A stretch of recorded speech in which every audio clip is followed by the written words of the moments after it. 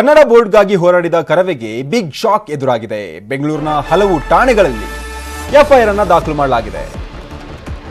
ಕನ್ನಡ ಬೋರ್ಡ್ಗಾಗಿ ಹೋರಾಡಿದ ಕರವೆಗೆ big shock ಅನ್ನು ಕೊಟ್ಟಿದ್ದಾರೆ ಪೊಲೀಸರು. ಬೆಂಗಳೂರಿನ ಹಲವು ಪೊಲೀಸ್ ಠಾಣೆಗಳಲ್ಲಿ ಎಫ್ಐಆರ್ ದಾಖಲಾಗಿದೆ. ಕಬ್ಬನ್ ಪಾರ್ಕ್ ಠಾಣೆಯಲ್ಲಿ 15 ಮಂದಿಯ ವಿರುದ್ಧ ಎಫ್ಐಆರ್ ದಾಖಲಾಗಿದೆ. ಇನ್ನು ಚಿಕ್ಕಜಾಲ ಪೊಲೀಸ್ ಠಾಣೆಯಲ್ಲಿ ಕೂಡ ಹಲವರ ವಿರುದ್ಧ ಎಫ್ಐಆರ್ ಅನ್ನು ದಾಖಲು ಮಾಡಿಕೊಳ್ಳಲಾಗಿದೆ. ಬಸ್ಗೆ ಕಲ್ಲು ತೂರಾಟ, ಹೆದ್ದಾರಿ ತಡೆ ನಡೆಸಿ ಪ್ರತಿಭಟನೆ ಮಾಡಿದ್ದಕ್ಕೆ ಎಫ್ಐಆರ್ ಅನ್ನು ದಾಖಲು ಮಾಡಲಾಗಿದೆ. 143, 145, 149, 283, 8B, 427 ಸೆಕ್ಷನ್ಗಳ ಅಡಿಯಲ್ಲಿ ಎಫ್ಐಆರ್ ಅನ್ನು ದಾಖಲು ಮಾಡಲಾಗಿದೆ. ಇನ್ನು ಕನ್ನಡ ನಾಡು ನುಡಿಗಾಗಿ ಹೋರಾಟ ಮಾಡಿದ್ದಕ್ಕೆ ಬಟ್ಟೆ ಬಿಚ್ಚಿ ಕೂರಿಸಿದ್ದಾರೆ ಅಂತ ಆಕ್ರೋಶವನ್ನು ಹೊರಹಾಕಲಾಗ್ತಿದೆ. 15 ಮಂದಿ ಕರವೇ ಕಾರ್ಯಕರ್ತರನ್ನ ಮೆಡಿಕಲ್ ಟೆಸ್ಟ್ಗೆ ಕರೆದೊಯ್ದಿದ್ದಾರೆ ಪೊಲೀಸರು. ಮೆಡಿಕಲ್ ಟೆಸ್ಟ್ನ ಬಳಿಕ ನ್ಯಾಯಾಧೀಶರ ಮುಂದೆ ಹಾಜರುಪಡಿಸಲಿದ್ದಾರೆ ಪೊಲೀಸರು. ಇನ್ನು ವಾಹನ ತರಬೇತಿ ಶಾಲೆಯಲ್ಲಿ ಕರವೇ ನಾರಾಯಣಗೌಡ ಸೇರಿ ಹಲವರನ್ನ ವಶಕ್ಕೆ ಪಡೆಯಲಾಗಿತ್ತು. ಈ ವೇಳೆ ಮನೆಗೆ ಹೊರಡಿ ಅಂತರೂ ಕೂಡ ನಾರಾಯಣಗೌಡ ಆ್ಯಂಡ್ ಟೀಮ್ ನಾವು ಹೊರಡೋದಿಲ್ಲ, ನಾವು ಇಡೀ ರಾತ್ರಿ ಇಲ್ಲೇ ಇರ್ತೀವಿ ಅನ್ನುವಂತಹ ಹೇಳಿಕೆಯನ್ನು ಕೊಡ್ತಿದ್ದಾರೆ.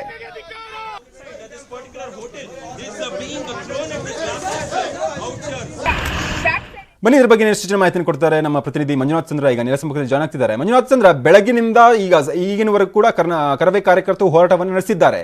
ಈಗ ಎಷ್ಟು ಮಂದಿಯ ವಿರುದ್ಧ ಎಫ್ಐಆರ್ ದಾಖಲಾಗಿದೆ? ಈಗ ಸದ್ಯದ ಚಿತ್ರಣ ಏನು ಅಂತ ಡೀಟೇಲ್ ಆಗಿ ಎಕ್ಸ್ಪ್ಲೇನ್ ಮಾಡೋದಾದ್ರೆ. ರಂಜನ್, ಬೆಳಗಿನ ಜಾವ ಸುಮಾರು 8 ಗಂಟೆಗೆ ಶುರುವಾದಂಥ ಒಂದು ಪ್ರತಿಭಟನೆ ಸಂಜೆ ಸುಮಾರು 6ರಿಂದ 7 ಗಂಟೆ ಆದರೂ ಕೂಡ ಪ್ರತಿಭಟನೆ ಉಗ್ರವಾಗಿ ಹೋರಾಟವನ್ನೇ ಮಾಡ್ತಿದ್ರು ಕನ್ನಡ ಕರವೇ ಕಾರ್ಯಕರ್ತರು. ಯಾಕೆ ಅಂತ ಹೇಳಿದ್ರೆ ನಾಮಫಲಕದಲ್ಲಿ ಸುಮಾರು 60% ಕನ್ನಡವನ್ನು ಬಳಸಿ ಅನ್ನೋದು ಅವರ ಒಂದು ಆದೇಶವಾಗಿರ್ತಕ್ಕಂಥ. ಸದ್ಯಕ್ಕೆ ಈಗಾಗಲೇ ಕಬ್ಬನ್ ಪಾರ್ಕ್ ಹಾಗೂ ಚಿಕ್ಕಜಾಲ ಪೊಲೀಸ್ ಠಾಣೆಗಳಲ್ಲಿ ಎಫ್ಐಆರ್ಗಳನ್ನು ಮಾಡಿರ್ತಕ್ಕಂಥದ್ದು. ಕಬ್ಬನ್ ಪಾರ್ಕ್ ಪೊಲೀಸ್ ಠಾಣೆಯಲ್ಲಿ 15 ಜನರ ವಿರುದ್ಧ ಎಫ್ಐಆರ್ ದಾಖಲಾಗಿರ್ತಕ್ಕಂಥದ್ದು. ಕೆಲವರನ್ನ ಈಗಾಗಲೇ ನ್ಯಾಯಾಧೀಶರ ಮುಂದೆ ಹಾಜರುಪಡಿಸಲು ಕೂಡ ಪೊಲೀಸರು ಒಂದು ತಯಾರಿಯನ್ನು ನಡೆಸ್ತಾ ಇರ್ತಕ್ಕಂಥದ್ದು. ಅದೇ ರೀತಿಯಾಗಿ ಚಿಕ್ಕಜಾಲ ಪೊಲೀಸ್ ಠಾಣೆ ವ್ಯಾಪ್ತಿಯಲ್ಲಿ BMTC ಬಸ್ಗಳಿಗೆ ಒಂದು ಕಲ್ಲು ತೂರಾಟ ಹಾಗೂ ಕೆಲವು ಮಾಲ್ಗಳಿಗೆ ಕೆಲವು ಅಂಗಡಿಗಳಿಗೆ ಒಂದು ಕಲ್ಲು ತೂರಾಟವನ್ನು ಮಾಡಿರೋದ್ರಿಂದ ಅವರ ವಿರುದ್ಧ ಸಹ ಒಂದು ಪ್ರಕರಣವನ್ನು ದಾಖಲಿಸಿಕೊಂಡಿರ್ತಕ್ಕಂಥದ್ದು. ಸದ್ಯಕ್ಕೆ ಈಗ ಒಂದು ಪೊಲೀಸ್ ತರಬೇತಿ ಶಾಲೆ ಏನು ಸಂಪಿಗೆಹಳ್ಳಿ ಪೊಲೀಸ್ ಠಾಣೆ ವ್ಯಾಪ್ತಿಯಲ್ಲಿ ಪೊಲೀಸ್ ತರಬೇತಿ ಶಾಲೆಯಲ್ಲಿ ಕೆಲವು ಕಾರ್ಯಕರ್ತರನ್ನ ಹಾಗೂ ಜೊತೆಗೆ ನಾರಾಯಣಗೌಡರು ಏನಿದ್ದಾರೆ ಕರವೇ ಅಧ್ಯಕ್ಷರು ಅವರನ್ನು ಸಹ ಆ ತರಬೇತಿ ಶಾಲೆಯಲ್ಲಿ ಇಟ್ಟು ಸಾಕಷ್ಟು ಮುಚ್ಚಳಿಕೆಗಳನ್ನು ಎಲ್ಲ ಕಾರ್ಯಕರ್ತರಿಂದ ಬರ್ಸ್ಕೊಂತ ಇದ್ದಾರೆ ಪೊಲೀಸರು.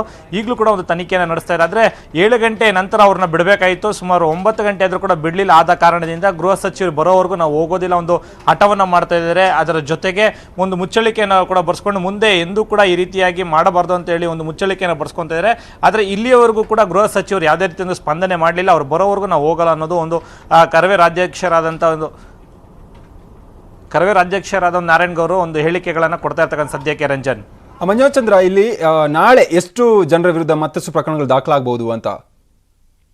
ರಂಜನ್, ಇಲ್ಲಿಯವರೆಗೂ ಕೂಡ 2 ಪೊಲೀಸ್ ಠಾಣೆಗಳಲ್ಲಿ 15 ಜನರ ಮೇಲೆ ವಿರುದ್ಧ ಆಗಿರ್ತಕ್ಕಂಥದ್ದು. ಸದ್ಯಕ್ಕೆ ನಾಳೆ ಬೇರೆ ಬೇರೆ ಪೊಲೀಸ್ ಠಾಣೆಗಳಲ್ಲೂ ಕೂಡ ಎಫ್ಐಆರ್ ದಾಖಲಾಗುತ್ತಂಥದ್ದು. ಜೊತೆಗೆ ಎಲ್ಲೆಲ್ಲಿ ಇವರು ಅಂದರೆ ಕಲ್ಲು UBCTಯಲ್ಲಿ ಒಂದು ಕಲ್ಲನ್ನು ಎಸೆತಕ್ಕಂಥದ್ದು ಅಂಗಡಿಗಳ ಮೇಲೆ, ಜೊತೆಗೆ ಕೆಲವು ಅಂದರೆ ಏನೊಂದು ಏರ್ಪೋರ್ಟ್ ರಸ್ತೆಗಳ ಮೇಲೆ ಒಂದು ರಸ್ತೆಯಲ್ಲಿರ್ತಕ್ಕಂಥ ಮಳಿಗೆಗಳ ಮೇಲೆ ಒಂದು ಕಲ್ಲನ್ನು ಎಸೆತಕ್ಕಂಥದ್ದು. ಈ ರೀತಿಯಾಗಿ ವಿವಿಧ ಪೊಲೀಸ್ ಠಾಣೆ ಮಾದೇವಪುರ, KR ಪುರಂ ಆಗಿರ್ಬೋದು, ಮತ್ತು ಮಾರುತಹಳ್ಳಿಗಳಲ್ಲಾಗಿರ್ಬೋದು, ಎಲ್ಲೆಲ್ಲಿ ಈ ರೀತಿಯಾಗಿ ಒಂದು ಅಸಭ್ಯ ರೀತಿಯಲ್ಲಿ ನಡ್ಕೊಂಡಿರ್ತಕ್ಕಂಥದ್ದು. ಜೊತೆಗೆ ಏನೊಂದು ಅಲ್ಲಿ ಅಂಗಡಿಗಳ ಮುಂದೆ ಹೋಗಿ ಗಲಾಟೆ ಮಾಡಿರ್ತಕ್ಕಂಥದ್ದು. ಆ ರೀತಿಯಾಗಿ ಏನಾದರೂ ಅಂಗಡಿ ಮಾಲೀಕರು ಇವರ ವಿರುದ್ಧ ಏನಾದರೂ ಸೂಕ್ತವಾದ ದಾಖಲೆ ನೀಡಿ CCTV ಫುಟೇಜ್ ಅನ್ನು ಕೊಟ್ಟು ಒಂದು ಕಂಪ್ಲೇಂಟ್ ಅನ್ನು ಫೈಲ್ ಮಾಡಿದ್ರೆ ಖಂಡಿತವಾಗ್ಲೂ ಇವರ ವಿರುದ್ಧ ಎಫ್ಐಆರ್ ದಾಖಲಿಸ್ತಾರೆ ಪೊಲೀಸರು. ರಂಜನ್, ಓಕೆ, ಧನ್ಯವಾದಗಳು ಮಂಜುನಾಥ್, ತಮ್ಮೆಲ್ಲ ಸಂಪೂರ್ಣ